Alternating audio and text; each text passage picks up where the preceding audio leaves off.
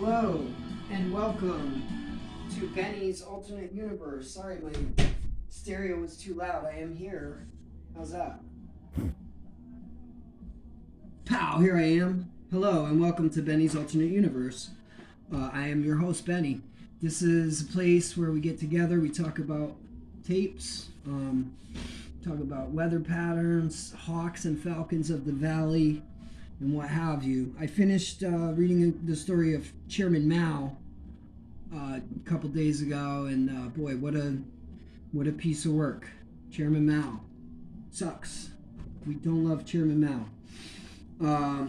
Fortunately, he never put out any tapes that I'm aware of, unless they made the little red book on tape. Let's hope not. Today we are talking about somebody who I like a bit more than Chairman Mao, although he's not really one of my favorite people, and we'll talk about it. Well, I shouldn't say that. I mean, he's a nice enough guy, but I'm this week I'm trying to wrap my head around the conundrum that is Social Distortion, and we're doing that through their 1990 self-titled album, Social Distortion.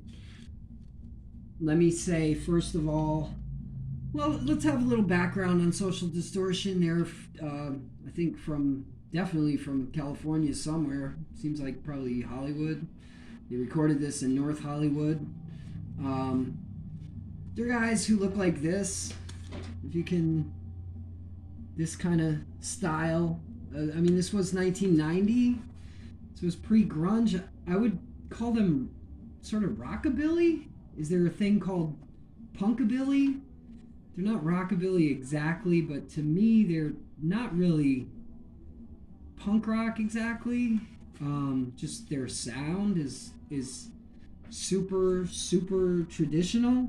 I'm gonna turn it up a little bit.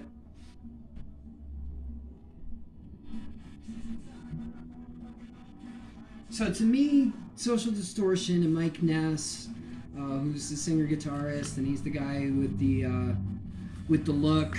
He's playing the hollow body Gretsch here, and he's got the pompadour and the tattoos, and the shades, the rolled up, like it's like the Elvis look kind of deal.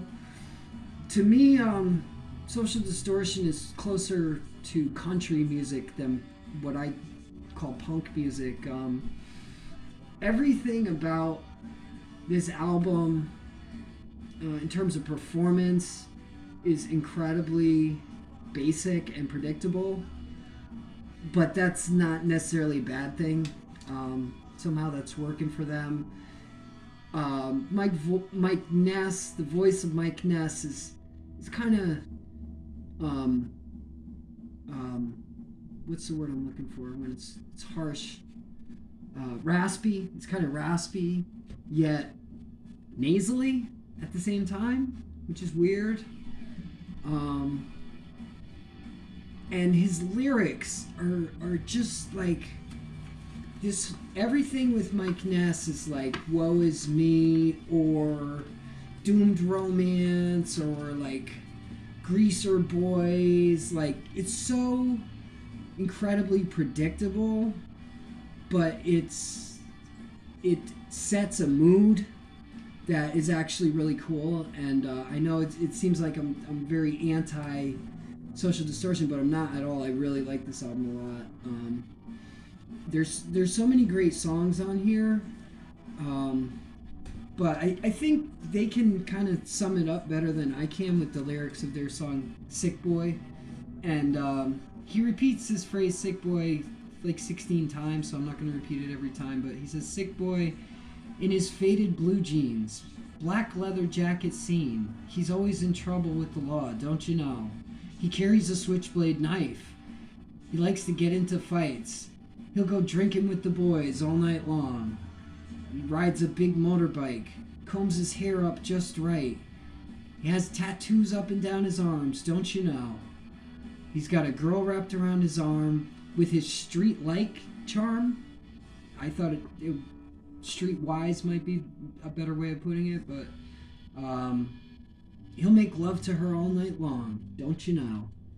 And I can't argue with him, but this This is the kind of West Coast, like, corny, pompadour, Sailor Jerry tattoos, Levi's, rockabilly, the Wild Ones scene that, to me, I mean, we have it here on the East Coast, and to me it's just so corny and so, like, tiresome.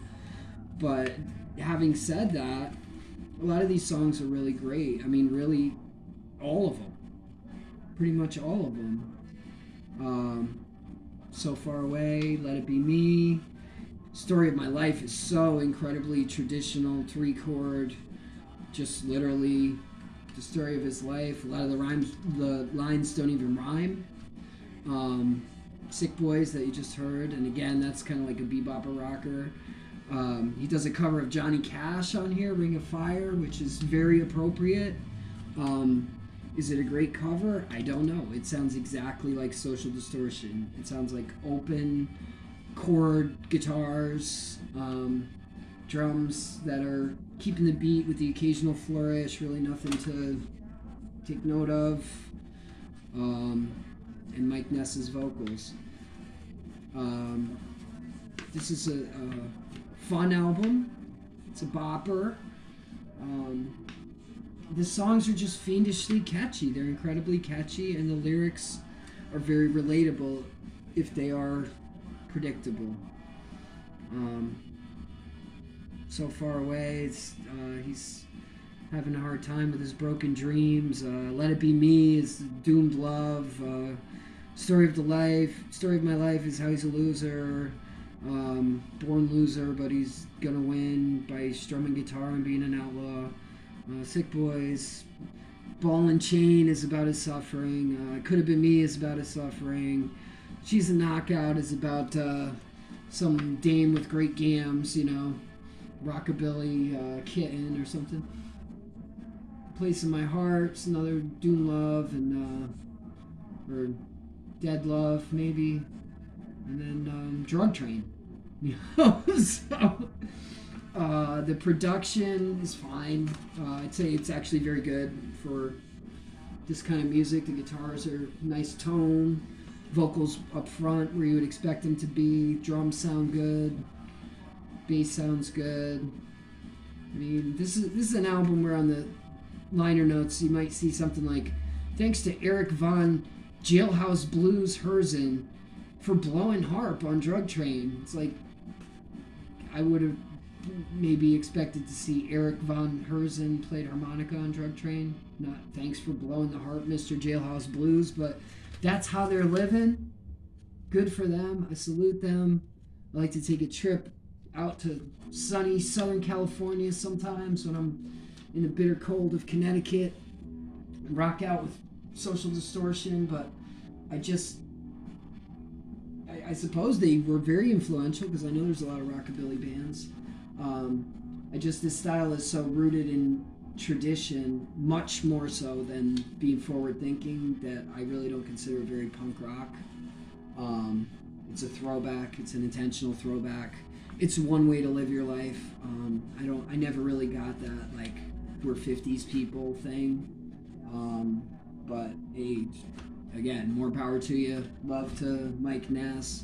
We had tickets for his concert this year, and he came down with some illness that prevented him from being able to play, so we're very sorry to hear that, and we hope that he's doing well, and wish for the best for Mike Ness. Pretty much all Social Distortion albums are they're quite consistent band, but I think this might actually be their best album. And this is the cover. This is the front cover. So corny. It's one of the cheesiest covers I could imagine for this album, so they really nailed it. You got the gumshoe guy kicking down the door, and the sexy dame, and the bottle of gin. So it pretty much sums it up. Let's get down to the rankings. And once again, I mean, if you want some straight up plain old rock and roll, this is it. It's a really good album. I just can't say much about it because there's not that much that hasn't been done before on the Social Distortion album. It's kind of like it's an homage. Let's say it's an homage. I don't like to use the word rip-off because they did put, more distortion on the guitar, but not super original. Anyway, I'm going to give it 3 trolls. 3 out of 5 trolls. Plus, I'm going to give it a bok choy dog. And he actually breathes fire. I don't know if that... It's a fire-breathing bok choy dog. Get a look at him. He's a good-looking character. Because the cover art is bad. The lyrics are a little bit cliche. The performance is fine, but it doesn't... There's nothing that stands out terribly much, except for Mike Ness's voice. And Mike Ness, he's cool, but I think he's kind of corny with this whole rockabilly shtick. But I did really like the album overall, so I'm going to give it 3.5 trolls. It's Social Distortion. The flu is going around, the coughing and the choking. So if you see me on the street, stay back. And thank you for spending this little bit of time with me. We'll see you soon on Benny's Alternate Universe.